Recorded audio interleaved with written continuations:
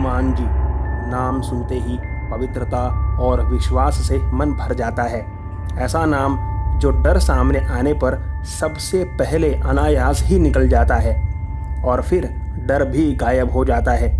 हनुमान जी कलयुग के हाजिर देवता माने जाते हैं, जैसे गणेश जी और भगवती दुर्गा। आज मैं आपको बताऊंगा कि कैसे एक नियमित रूप से हनुमान चालीसा पढ़ने वाले भक्त के सामने एक प्रेत को घुटने टेक देने पड़े, कैसे हनुमान जी ने साक्षात अपने भक्त की रक्षा की थी। आप देख रहे हैं आहट एक अनहोनी की। अगर आपको कहानी पसंद आती है तो वीडियो को लाइक और चैनल को सब्सक्राइब ज़रूर करें। तो आइए बढ़ते हैं हमारी आज की कहानी की ओर। दुर्गेश उत्तर प्रदेश के एक गांव में रहता है। ये बात उस समय की है जब दुर्गेश की उम्र करीबन 15 से 16 साल की रही होगी। आगे की कहानी आइए सुनते हैं दी शब्दों में। मैं उस समय मेरे ननिहाल गया हुआ था। मुझे मेरे मामा मामी के साथ रहना खूब पसंद था। वो लोग मुझे बहुत चाहते थे क्योंकि मैं उनका इकलौता भांजा था। मुझे वहाँ खेलने कूदने के लिए मेरे कज़िन भी मिल जाया करते थे, इसलिए मैं वैसे भी वहाँ जाना पसंद करता था।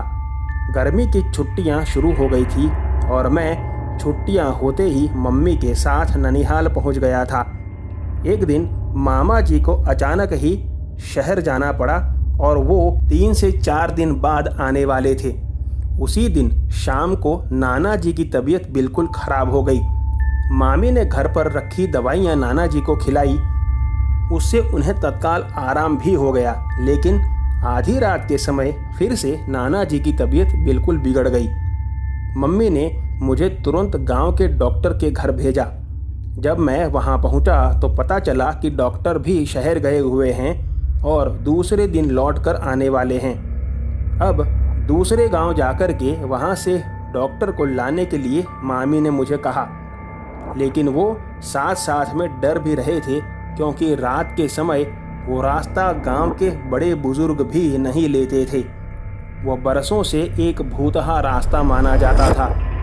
पहले वहाँ मुर्दों को जलाया जाता था और गाड़ा भी जाता था, लेकिन बाद में जब दूसरी सरकारी शमशान भूमि बन गई तो वहाँ से सारे काम बंद हो गए। लेकिन उस रास्ते पर कई बार लोगों को प्रेत का सामना होने की वजह से उस रास्ते से लोग दिन में भी नहीं जाया करते थे। लेकिन मुझे नाना जी के लिए कैसे भी करके डॉक्टर को तो लाना ही था। मैं बचपन से ही हनुमान जी की पूजा किया करता था और हनुमान चालीसा मुझे कंठस्थ थी, इसलिए मैं मेरे प्रभु पर विश्वास करते हुए निकल पड़ा उसी रास्ते से।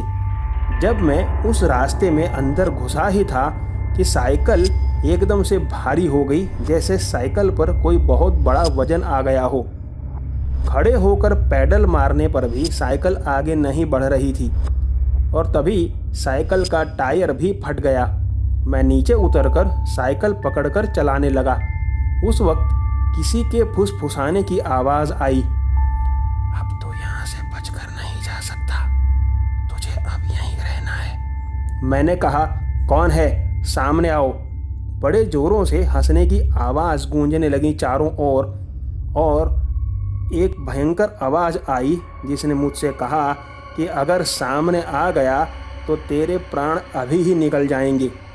पहले तो मुझे लगा कि मेरे साथ कोई नाटक कर रहा होगा, लेकिन आवाज़ सुनने के बाद मैं समझ गया था कि मैं बुरी शक्तियों में फंस चुका हूँ।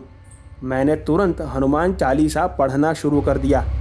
जैसे ही मैंने चालीसा पढ़ना शुरू किया, वो भयंकर आवाज़ें बहुत ज़्यादा तेज़ हो गईं, जैसे मेरे सर पर कोई पहाड़ गिरने वाला हो। लेकिन मैं चालीसा पढ़ता रहा और आगे बढ़ता रहा। अचानक से वो सारी आवाज़ें एकदम शांत हो गईं। अभी तो मैंने सिर्फ आधी हनुमान चालीसा पढ़ी थी, लेकिन मेरे आश्चर्य का ठिकाना ना रहा जब मैंने देखा कि मेरी साइकिल के कैरियर पर एक बंदर बैठा हुआ था। साइकिल एकदम हल्की हो चुकी थी, सारी आवाज़ें बंद हो चुकी थीं। मैं उस बंदर को साइकिल पर बिठाए साइकिल हाथ में लिए जंगल से निकल गया और डॉक्टर को लेकर के वापस नाना जी के पास भी आ गया। नाना जी की तबीयत भी जल्दी ही ठीक हो गई।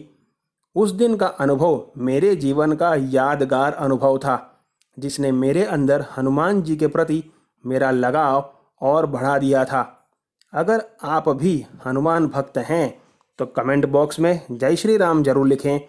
अगर आपके पास भी ऐसी कोई कहानी है तो मेरे साथ मेरे ईमेल पर ज़रूर शेयर करें, जो डिस्क्रिप्शन बॉक्स में दिया है। आपसे मुलाकात होगी ऐसी ही एक रोचक कहानी के साथ अगले वीडियो में। तब तक बाय एंड टेक केयर।